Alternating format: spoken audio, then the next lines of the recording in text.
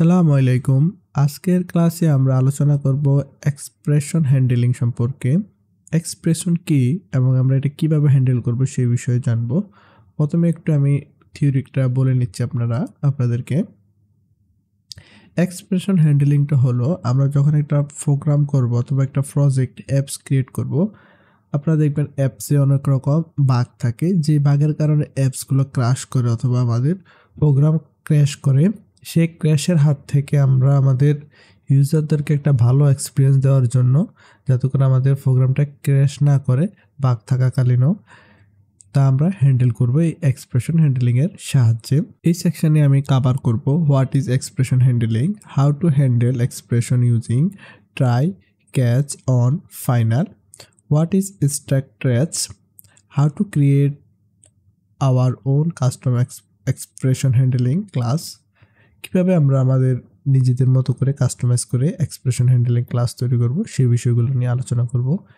এই ভিডিওগুলা, এখানে দুইটা ভিডিও থাকবে আমার, এই দুইটা ভিডিওতে আমি ভাগ করে জিনিসটা সম্পূর্ণ দেখানোর চেষ্টা করব। আশা করি এই দুইটা ভিডিও যদি আপনারা দেখে থাকেন তাহলে আপনাদের এক্সপ্রেশন হ্যান্ডলিং এবং এরর হ্যান্ডলিং সম্পর্কে ভালো একটা ধারণা হবে।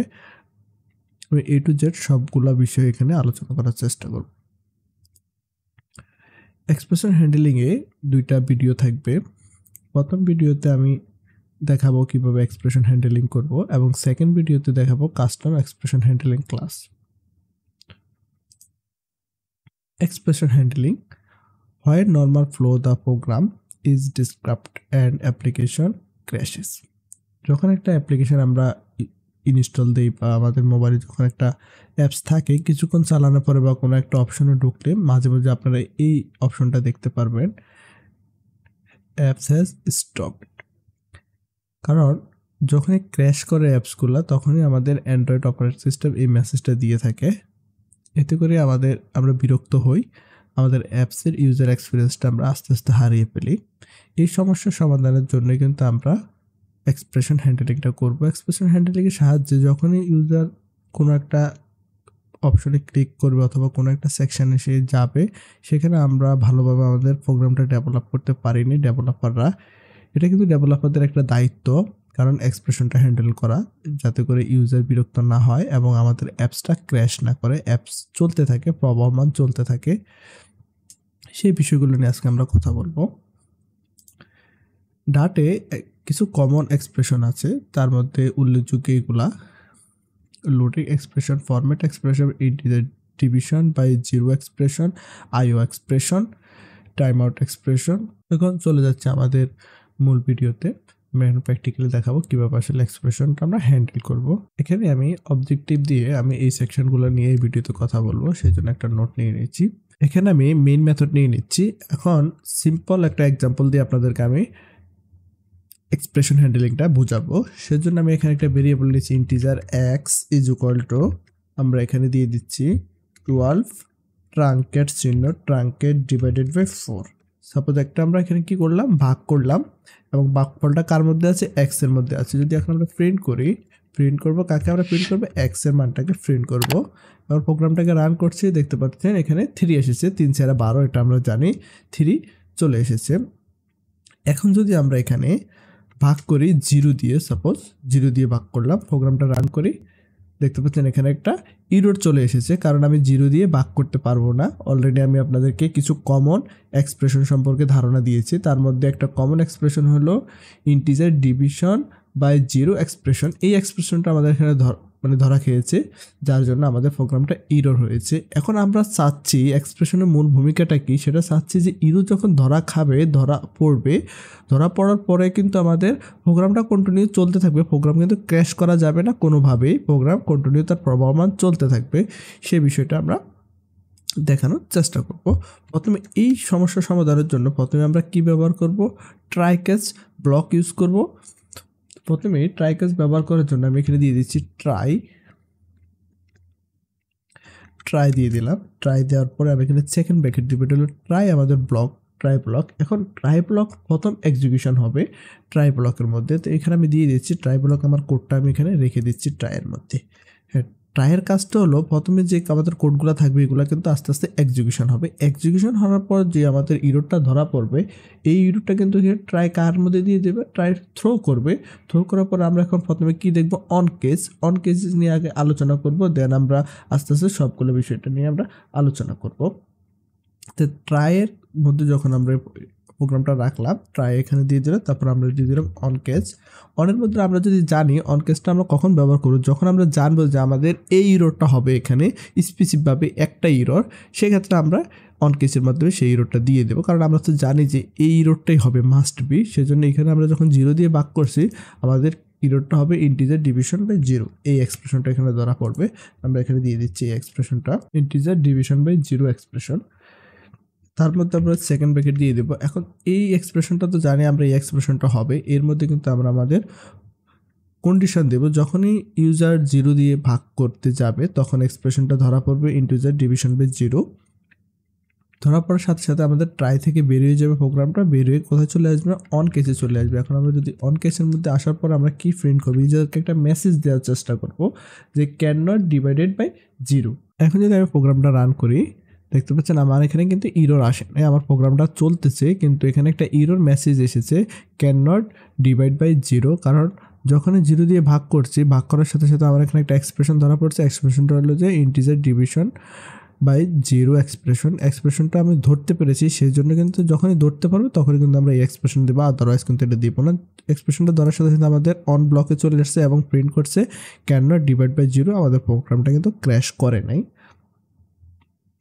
আমি এখানে একটা বোঝানোর জন্য সুন্দরভাবে দিয়ে দিচ্ছি একটা মেসেজ। অন কেসটা আমরা তখনই ব্যবহার করব হয় new know the expression to be throw. আমরা যখন জানতে পারবো যে এইখানে এই এক্সপ্রেশনটাই হবে, সেই ক্ষেত্রে আমরা অন কেসটা ব্যবহার করব, আদারওয়াইজ কিন্তু আমরা অন্য যে এক্সপ্রেশনগুলো আছে সেগুলো ব্যবহার করব। এখন আসেন সেকেন্ড কেস এক্সপ্রেশন।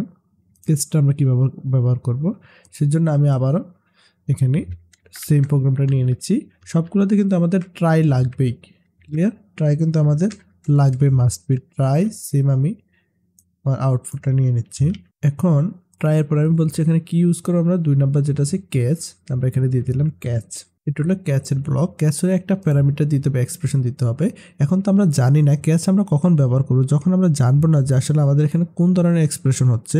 কি এখানে যখনই আমরা আপনাদেরকে আমি এক্সপ্রেশনের কমন এক্সপ্রেশনগুলো দেখিয়েছি, তার মধ্যে কিন্তু আইও টাইম এক্সপ্রেশন বা ইউজার এক্সপ্রেশন এবং ইন্টিজার ডিভাইড বাই 0 এক্সপ্রেশন ইত্যাদি ছিল।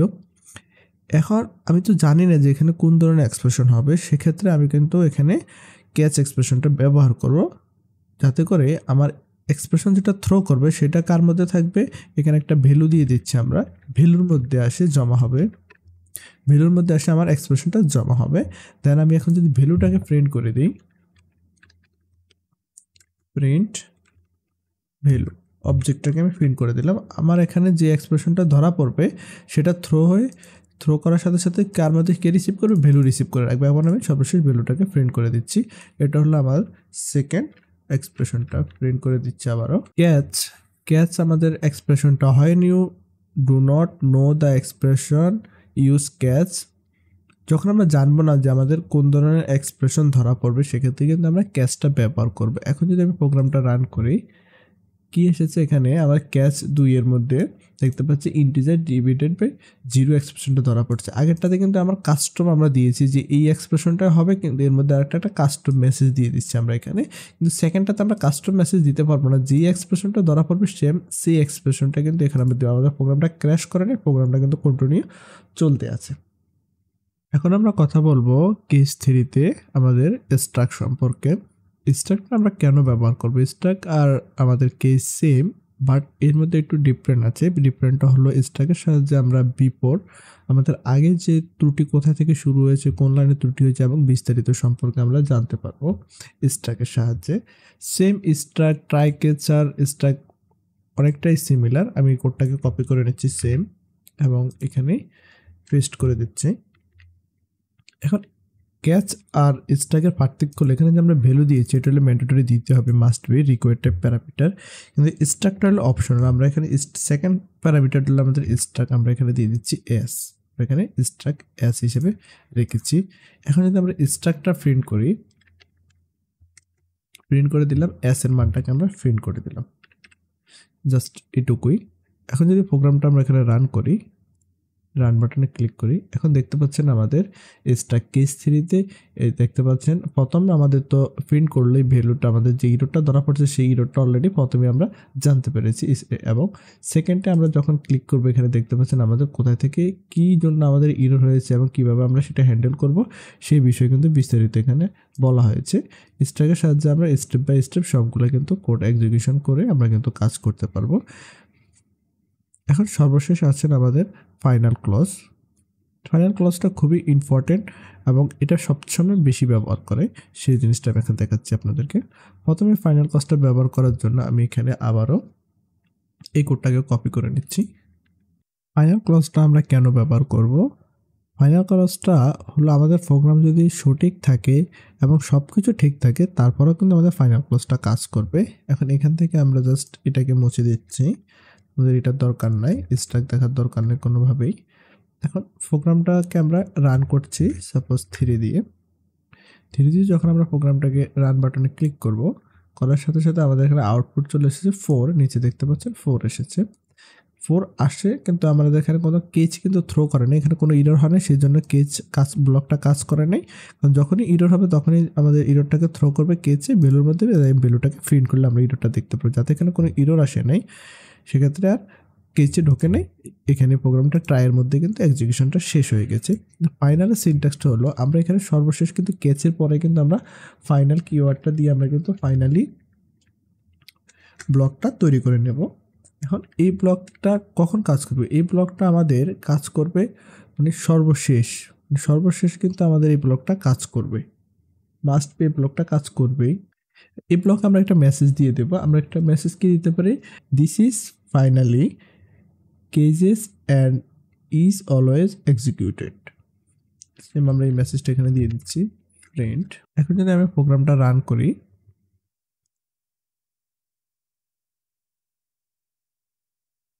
দেখতে পাচ্ছেন এখানে 4 তো এসেছে কিন্তু আমাদের সাথে সাথে মেসেজটা চলেছে this is finally কেজেস is always executed, কারণ ফাইনাল ব্লকটা কাজ করবে। সাধারণ এখানে আমি দিয়ে দিচ্ছি 0, আবারও 0 দিয়ে যদি প্রোগ্রামটা এখানে রান করি তাহলে জিনিসটা দেখতে পারবেন। এখানে 0 দেওয়ার সাথে সাথে আমাদের কেস পরে কি এসেছে, একটা ইরর থ্রো করছে, সেটা হলো যে ডিভাইডেড বাই 0 ইরর, এবং সাথে সাথে আমাদের ফাইনালটাও কাজ করেছে। এতে করে আমাদের প্রোগ্রাম কিন্তু আর ক্র্যাশ করেনি।